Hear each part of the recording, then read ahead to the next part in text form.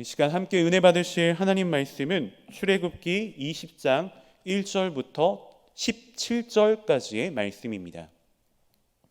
출애굽기 20장 1절부터 17절까지의 말씀 한 목소리로 합독하시겠습니다. 하나님이 이 모든 말씀으로 말씀하여 이르시되 나는 너를 애굽 땅 종 되었던 집에서 인도하여낸 내 하나님 야훼니라. 너는 나 외에는 다른 신들을 내게 두지 말라.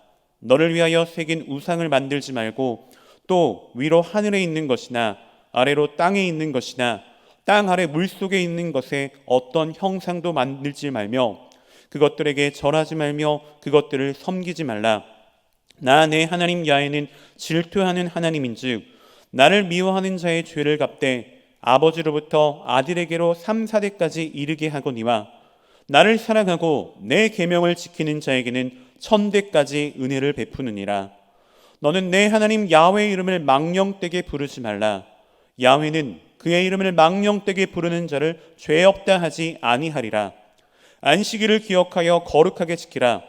엿새 동안은 힘써 내 모든 일을 행할 것이나 일곱째 날은 내 하나님 야훼의 안식일인즉 너나 내 아들이나 내 딸이나 내 남종이나 내 여종이나 내 가축이나 내 문 안에 머무는 객이라도 아무 일도 하지 말라. 이는 엿새 동안에 나 야훼가 하늘과 땅과 바다와 그 가운데 모든 것을 만들고 일곱째 날에 쉬었음이라. 그러므로 나 야훼가 안식일을 복되게 하여 그 날을 거룩하게 하였느니라. 내 부모를 공경하라. 그리하면 내 하나님 야훼가 내게 준 땅에서 내 생명이 길리라. 살인하지 말라. 간음하지 말라. 도둑질하지 말라. 내 이웃에 대하여 거짓 증거하지 말라. 내 이웃의 집을 탐내지 말라. 내 이웃의 아내나 그의 남종이나 그의 여종이나 그의 소나 그의 낙이나 물은 내 이웃의 소유를 탐내지 말라. 아멘. 네, 저는 오늘 본문의 말씀을 근거로 십계명의 중요성이라는 제목으로 함께 귀한 은혜의 시간을 나누기 원합니다. 네, 여러분은 십계명을 생각하면 어떤 이미지가 떠오르십니까? 아마도 은혜로운 이미지보다는 조금은 딱딱한 이미지로 생각하는 분들이 많이 계실 거라고 생각이 됩니다. 그래서 설교에 앞서 한 편의 재미난 예화를 하나 소개해드리도록 하겠습니다. 어떤 성도 한 사람이 목사님이 운전하는 차를 타게 되었다고 합니다. 차 안에서 목사님과 이런저런 이야기를 나누던 중 십계명에 관한 이야기를 나누게 되었습니다. 근데 그 성도는 이렇게 말을 했습니다. 목사님, 저는 너무나도 십계명을 싫습니다. 십계명을 보면 왜 그리도 이것 하지 말라 저것 하지 말라 정말이지 너무나도 귀찮고 너무나도 싫습니다 라는 말을 했다고 합니다. 자, 목사님은 그 성도님의 말에 어떻게 답을 해야 할지 몰라 그냥 말없이 운전만 하고 가셨습니다. 그러던 중 두 갈래로 갈라지는 이정표가 서 있는 곳에 머무르게 되었습니다. 두 갈래 길의 이정표를 바라보고 있던 목사님은 목적지와는 다른 반대 방향으로 핸들을 꺾으셨습니다. 그러자 옆에 있던 성도는 놀라면서 아니 목사님 어디로 가십니까? 지금 목사님은 반대 방향으로 가고 계십니다 라는 말을 했습니다. 그러자 목사님이 대답하십니다. 성도님, 오른쪽으로 가라 왼쪽으로 가라 하는 이 이정표는 정말 귀찮아 죽겠네요. 어디로 가면 어떻습니까? 내 마음대로 가도록 내버려 두십시오 라고 말을 했다고 합니다. 네, 여러분은 이 예화를 통해서 어떤 생각이 드시나요? 어떤 느낌이 드십니까? 이정표가 우리에게 귀찮은 것입니까? 이정표가 우리에게 힘들게 하는 것인가요? 우리에게 꼭 필요한 것이 바로 이정표입니다. 목적지에 도착하기 위해서는 반드시 필요한 게 이정표라는 것입니다. 마찬가지로 십계명도 우리 그리스도인들에게 있어서 반드시 필요한 것이라고 말할 수 있는 것입니다. 여러분, 우리가 오늘 함께 나눌 은혜의 상징인 율법의 또 핵심인 십계명은 무엇입니까? 하나님의 은혜로 구원받은 사람들이 이제 본격적으로 하나님의 자녀답게 살아가는 뚜렷한 이정표가 된다는 것을 우리가 알아야 하는 것입니다. 그럼 여러분, 10가지 계명 중에 첫 번째 계명은 무엇인가요? 본문 출애굽기 20장 3절의 말씀을 보면 너는 나 외에 다른 신들을 내게 두지 말라고 말씀해 주고 있습니다. 여기서 다른 신은 어떤 신일까요? 출애굽 상황에서 가나안 땅을 눈앞에 둔 이스라엘 백성에게 이 첫 번째 계명, 다른 신을 섬기지 말라는 이 계명은 굉장히 중요한 의미가 갖고 있습니다. 자, 이스라엘 백성들은 당시 어떤 생활을 했습니까? 이동을 하는 유목 생활을 하고 있었습니다. 그런데 이제 가나안 땅에 들어가면 어떤 생활을 하게 되나요? 앞으로는 땅에 정착해서 생활하는 농경 문화 가운데 살아야만 했습니다. 그런데 가나안 땅에서 농경 생활을 하던 원주민들은 모두 바알이라고 하는 비를 관장하는 농경신을 믿고 있었습니다. 여기서 이스라엘 백성들은 심각한 문제에 빠지게 됩니다. 기존 하나님을 믿는 신앙은 버리지 않은 상태로 새로운 신, 이 바알, 비를 관장하는 바알이라는 신을 받아들이는 종교 혼합주의에 빠지게 되었다는 것입니다. 여러분, 오늘날의 상황과 빗대어 생각하면 어떤 것 같습니까? 오늘날의 상황은 어떤가요? 안타깝지만 오늘날 우리의 상황도 그때와는 조금은 달라진 형태로 바알이라고 하는 신이 존재하고 있다는 것을 알아야 합니다. 어떻게, 어떤 모습으로 달라졌나요? 21세기의 바알은 물질의 신이 되어서 우리를 유혹하고 있다는 것을 알아야 합니다. 경제적인 이윤을 위해서라면 어떻게 해서든 명분을 만들게 되고 돈은 세계를 움직이는 핵심 가치가 되어버리고 말았습니다. 하지만 여러분, 하나님을 믿는 신앙은, 하나님을 절대적으로 믿는 신앙은 영적 가치가 물질보다 더 우선적인 중요한 가치라는 것을 믿는 것입니다. 그러나 바알 신앙은 어떻습니까? 모든 가치보다 돈이 가장 우선이 되는 그러한 형태를 띠고 있다는 것입니다. 그런데 여러분, 우리 하나님은 어떤 분이십니까? 영적인 것뿐만이 아니라 모든 물질까지도 주관하시는 전능하신 하나님이신 것입니다. 여러분, 물질은 우리가 추구할 대상이 아닙니다. 궁극적으로 추구할 대상이 아니죠.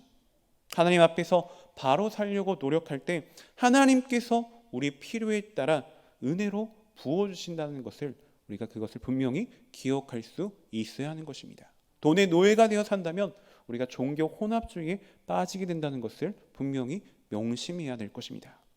계속해서 이 계명을 살펴보겠습니다. 본문 출애굽기 20장 4절에서 6절의 말씀을 보면 너를 위하여 새긴 우상을 만들지 말고 또 위로 하늘에 있는 것이나 아래로 땅에 있는 것이나 땅 아래 물속에 있는 것에 어떤 형상도 만들지 말며 그것들에게 절하지 말며 그것들을 섬기지 말라. 나 내 하나님 야훼는 질투하는 하나님인즉 나를 미워하는 자의 죄를 갚되 아버지로부터 아들에게로 3, 4대까지 이르게 하거니와 나를 사랑하고 내 계명을 지키는 자에게는 1000대까지 은혜를 베푸느니라. 아멘. 자, 이 계명은 우상을 만들지 말라는 말씀과 함께 내 하나님 야훼는 어떤 하나님이라고 말씀하시나요? 질투하는 하나님이라고 말씀해 주고 계십니다. 여러분, 하나님의 질투라고 하는 것은 하나님 한 분만을 섬기겠다고 약속한 사람이 그것을 어겼을 때 임한다는 것을 알아야 합니다. 사실 여러분, 사랑이 없다면, 엄청난 사랑이 없다면, 뜨거운 사랑이 없다면 질투도 없는 것이죠.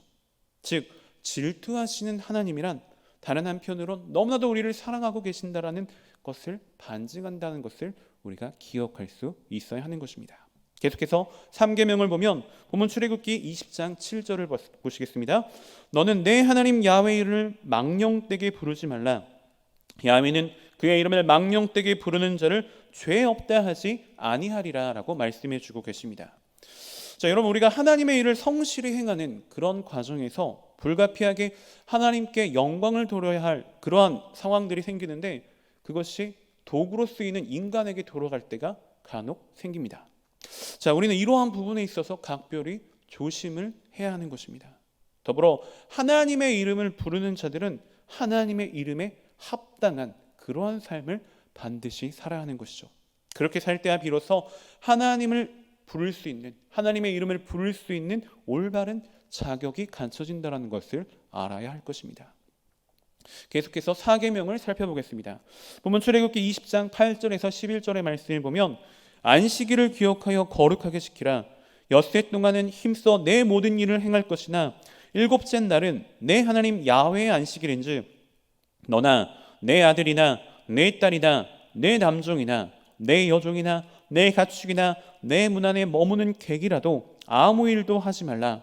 이는 엿새 동안에 나 야훼가 하늘과 땅과 바다와 그 가운데 모든 것을 만들고 일곱째 날에 쉬었음이라. 그러므로 나 야훼가 안식일을 복되게 하여 그 날을 거룩하게 하였느니라. 아멘. 여러분, 제4계명은 안식일을 거룩하게 지키라라고 하는 계명입니다. 그런데 당시 이스라엘 백성들이 왜 안식일을 지켜야만 했을까요? 안식일을 지키는 이유는 하나님의 창조 사건과 연관이 되어 있습니다. 즉 하나님께서 엿새 동안 일을 하시고 일곱째 날에 쉬셨기 때문에 하나님의 백성인 우리도 이와 같이 쉬어야 한다는 것입니다. 또 여기서 중요한 사실은 남종이나 여종이나 가축이나 이러한 표현들을 보면 무슨 느낌이 드시나요? 약자를 보호해야 한다는 하나님의 따뜻한 사랑의 배려도 우리는 생각해 볼 수가 있는 것입니다.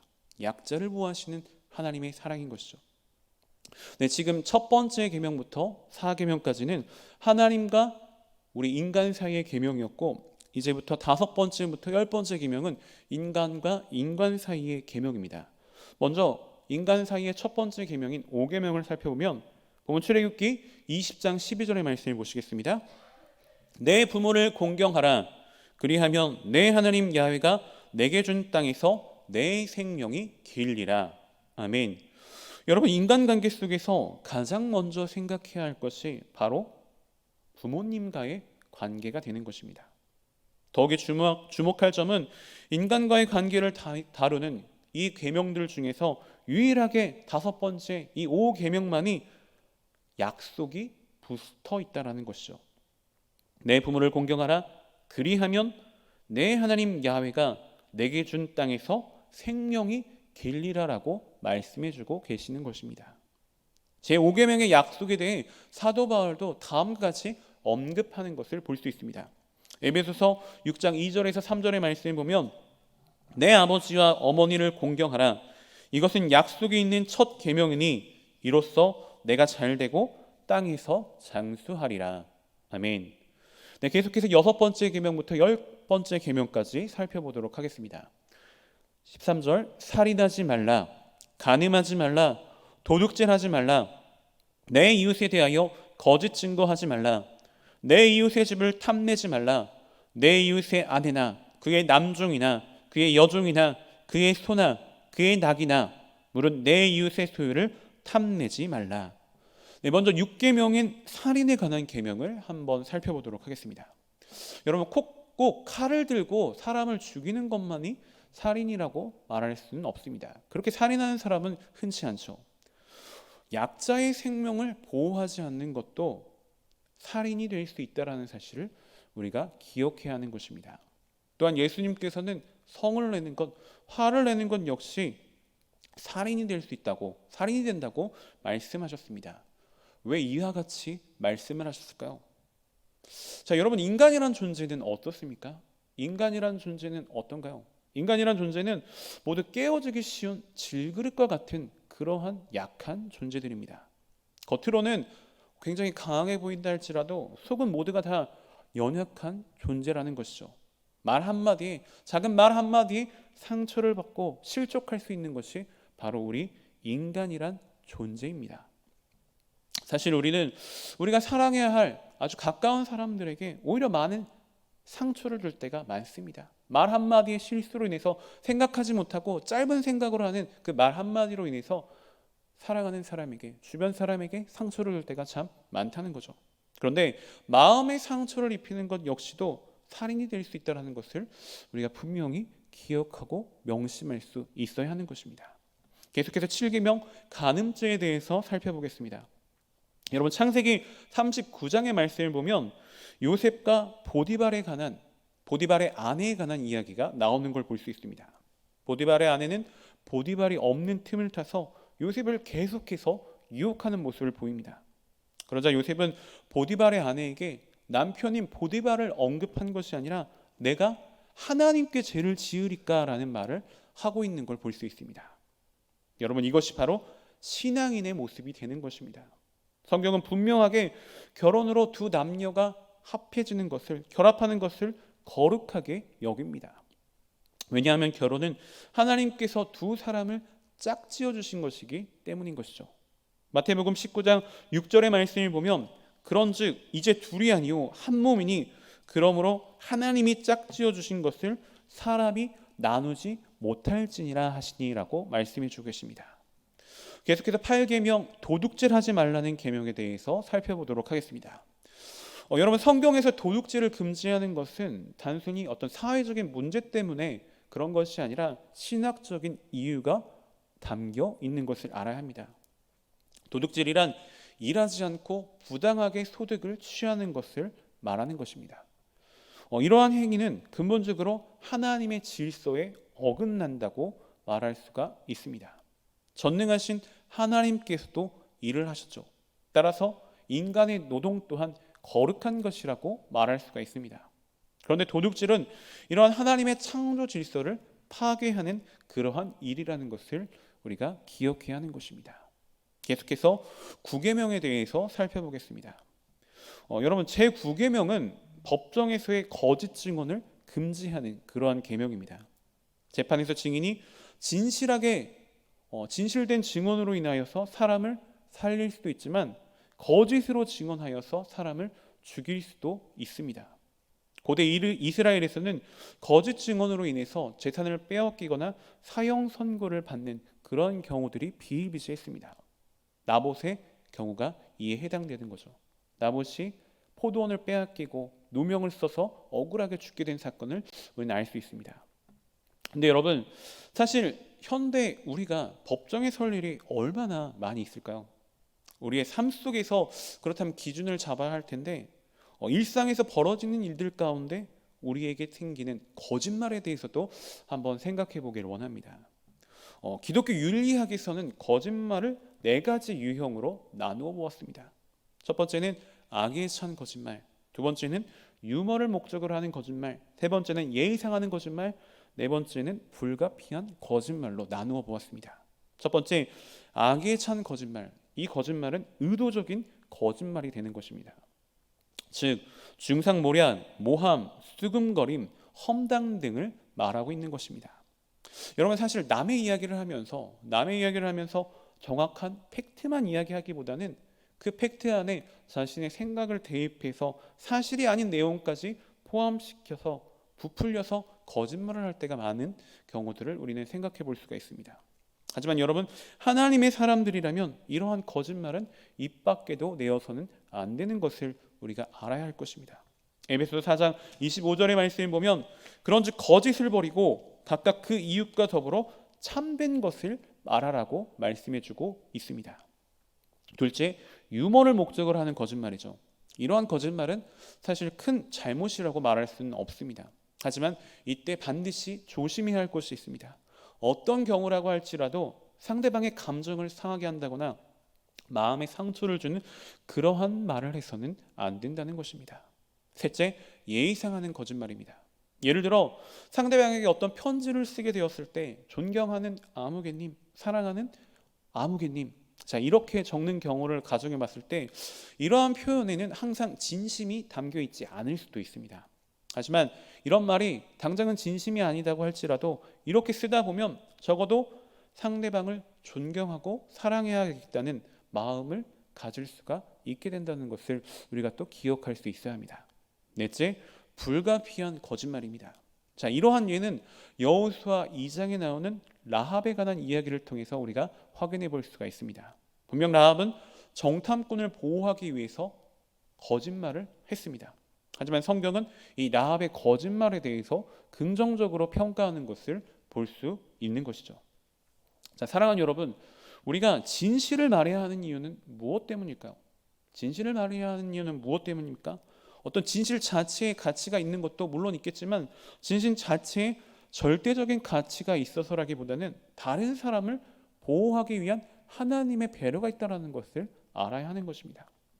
여러분, 아무리 진실이라고 할지라도 정말로 진실된 내용이라 할지라도 그 말을 하기에 부적절한 상황이라고 한다면 이웃과의 관계가 훼손될 수가 있는 것입니다. 진실을 말해서 진짜 사실을 말해서 누군가가 고통을 받는다면 이때는 어떻습니까? 진실을 말해서는 안 된다는 것입니다. 왜냐하면 진실보다는 생명이 우선이 되기 때문입니다. 이제 마지막 10번째 십계명에 대해서 살펴보겠습니다. 자, 십계명은 무슨 내용이죠? 욕심에 대한, 탐심에 대한 금지의 내용입니다. 여러분, 인간의 탐욕이란 어떻습니까? 인간의 탐욕이란 본인의 의지와 무관하게 인간의 마음속에 자리 잡은 죄성으로 인해 나올 때가 참 많습니다. 다른 살인하지 말라, 간음하지 말라, 도적질하지 말라, 이거는 의지와 관계된 죄라고 하지만 이 탐심은 마음속에서 나오는 이 죄성으로 인해 발생될 때가 많죠. 그래서 이 제10계명은 모든 계명들을 바르게 수행하기 위해선 자신의 마음을 살피고 자족하는 마음을 가져야 한다는 진리를 알려주고 있다는 것입니다. 디모데전서 6장 6절에서 8절의 말씀을 보면 그러나 자족하는 마음이 있으면 경건은 큰 이익이 되느니라. 우리가 세상에 아무것도 가지고 온 것이 없음에 또한 아무것도 가지고 가지 못하리니 우리가 먹을 것과 입을 것이 있은즉 족한 줄로 알 것이니라 라고 말씀해 주고 계십니다. 자, 사랑하는 여러분, 오늘 이렇게 짧게 십계명에 대해서 은혜를 나누어 보았습니다.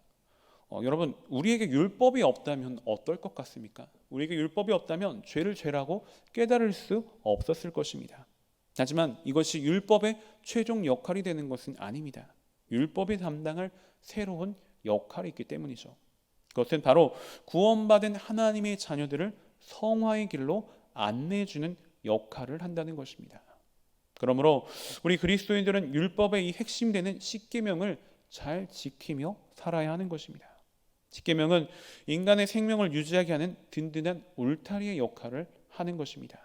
또한 십계명은 하나님에 대한 사랑과 이웃에 대한 사랑을 증명하는, 또 약자에 대한 사랑, 약자에 대한 배려를 나타내는 명확한 기준이 되는 것입니다.